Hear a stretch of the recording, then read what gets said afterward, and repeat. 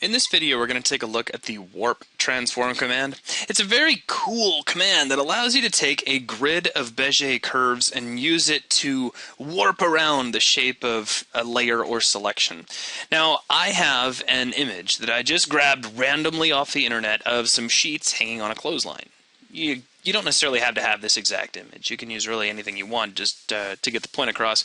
And this really isn't my picture to hand back out, so please don't ask for it. I'm not taking any credit for it whatsoever. It's just something useful. So I'm going to jump into Photoshop, and I'm going to create a text layer, and I'm going to write my name. So, Zach. Like so. Now we can't see that, so I'm going to do a few things. While I'm still in the text tool, I'm going to press the Enter key on my numpad, and that will end the typing session so that I can now do a little bit of editing. Let's take the color and make it, well, just something that'll stand out will be fine. Like a brilliant, super put your eyes out red will be great.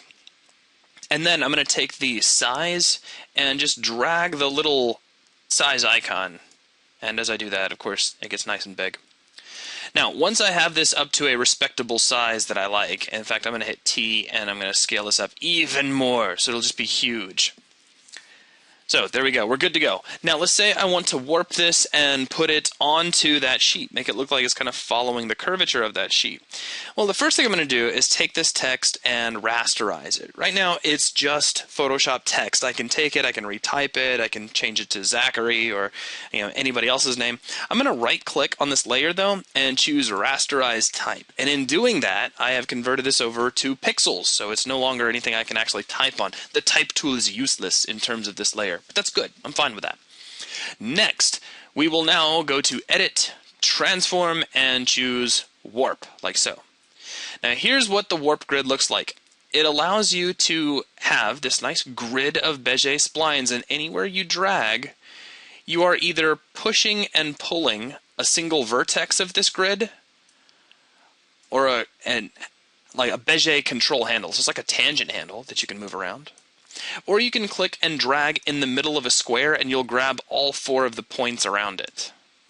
So you kind of see how this works. So I can take the corner of the K and bring it down here, bring this corner up here, and I can either grab the actual intersection where these two lines meet, or I can grab this tangent handle, whichever is more comfortable for me.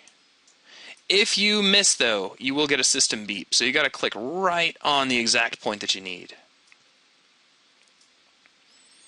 So we'll pull this around, let this have a little bit of warp to it. We'll pull this guy, trying to see where that corner kind of exists.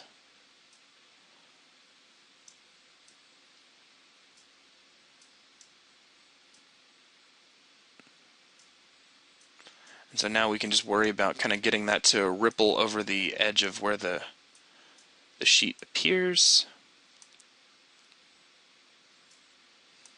And I don't want to spend a whole bunch of time on this, but even with just a little bit of motion, you see that we're getting pretty close immediately. So something about like there. When you're done, press Enter, and there you go. And whatever you had is now rippling across the surface. And that's not perfect, as you can see. But you could sit there and just keep tweaking the points and get something that was a whole lot closer. So that's what I wanted to demonstrate. It's just a way that you can use the warp transform to reshape something. Again, it gives you kind of a grid of Bezier curves that you can use to change the curvature and flow of your layer or selection. That will wrap things up for this video. Thanks.